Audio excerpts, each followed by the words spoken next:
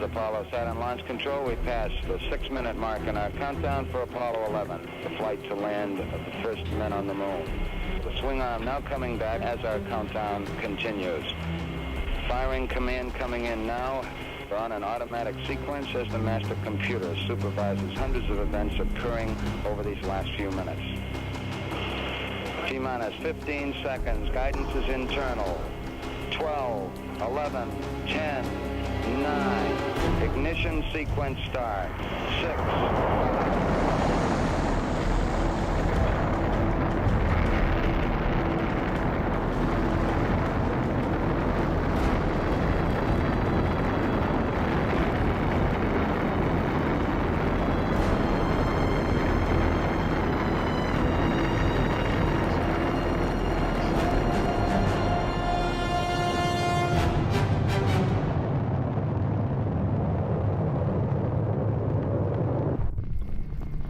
Once the spacecraft rockets out of Earth orbit, the moon is a 3-day journey. The crew is the tip of the iceberg. In Apollo 11, there were 400,000 people underneath that all had to do their job or we weren't going to make it. And I think every crew realized that. It was a team effort of NASA that got us to the moon. These are probably the finest systems engineers at the world. They're all young. Average age was 26. I was the oldest guy that day. I was 36.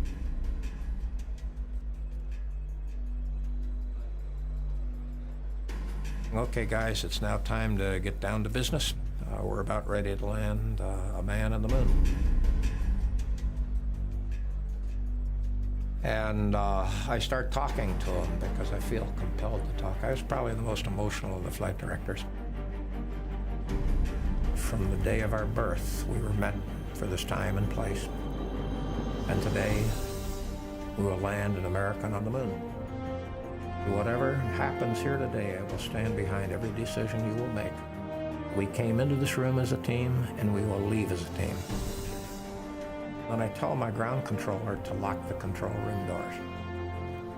And from now on, no person will leave or enter this room until we have either landed, we have crashed, or we have aborted. Those are the only 3 outcomes from this time on. The first thing, obviously, that we're going to have to do is to undock from the command module. Roger, how does it look? Go ahead and see. Roger. And then we rotated around so that Mike could sort of make a quick check of our landing gear. Listen, babe, everything's going just swimmingly. Beautiful. Then the first thing we need to do is establish communication with the Earth. Houston Eagle, how do you read? Bye-bye, Eagle. We're standing by for your burn report, over. Roger, the burn was on time. Tempo in the room picks up right as we acquire spacecraft telemetry, and we immediately got problems. X and Z notes. We got communications problems you cannot believe.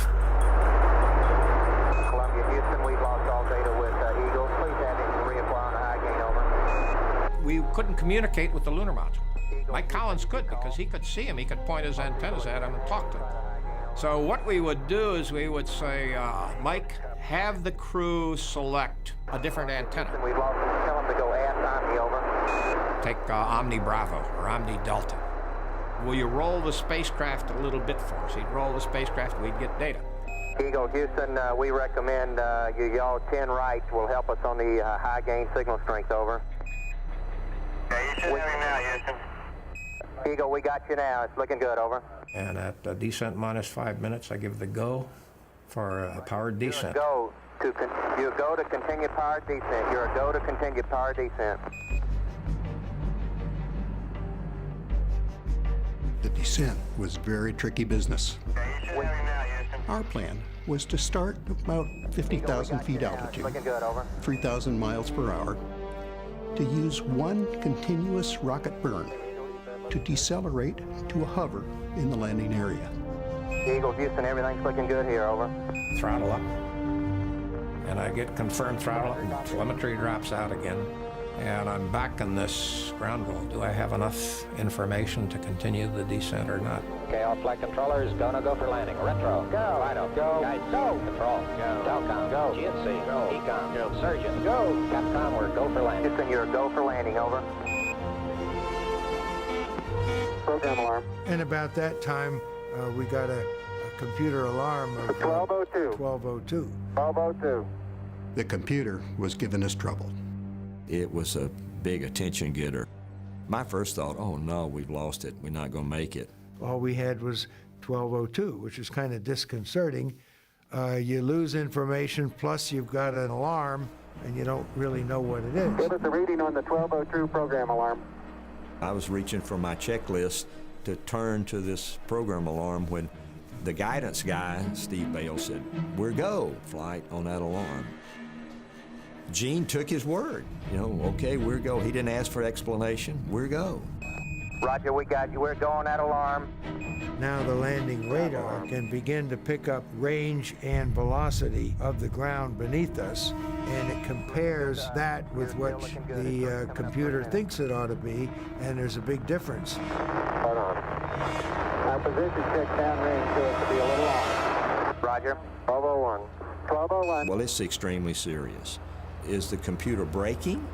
Is it telling us it's not functioning right? 1201. Roger, 1201 alarm.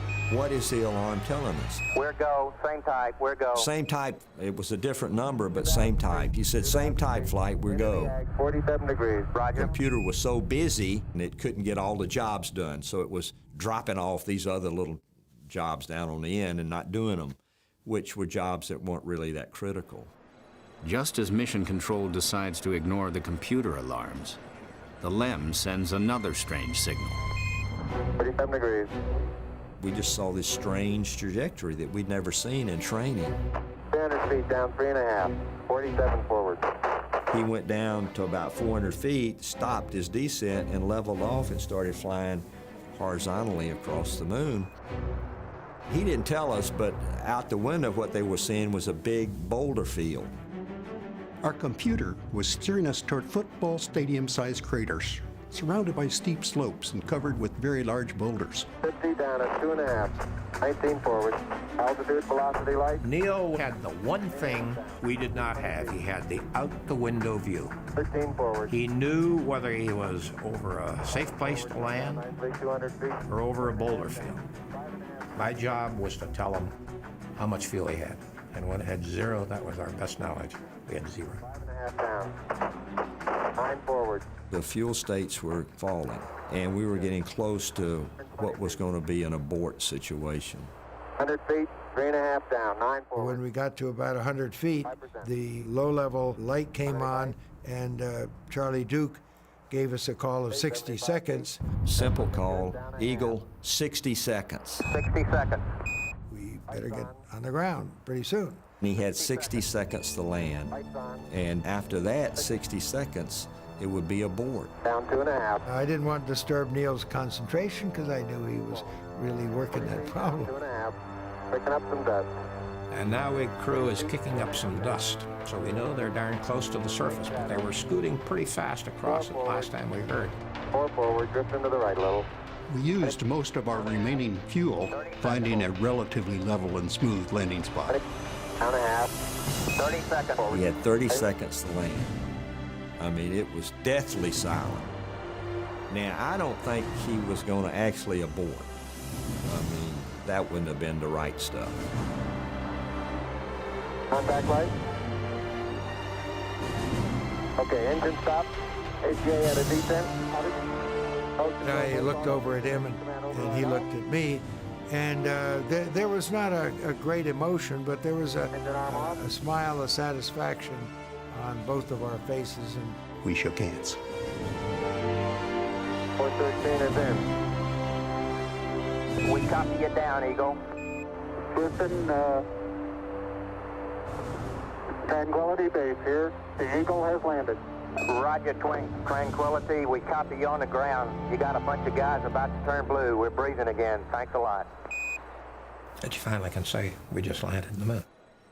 We hit the moon with 17 seconds of fuel remaining.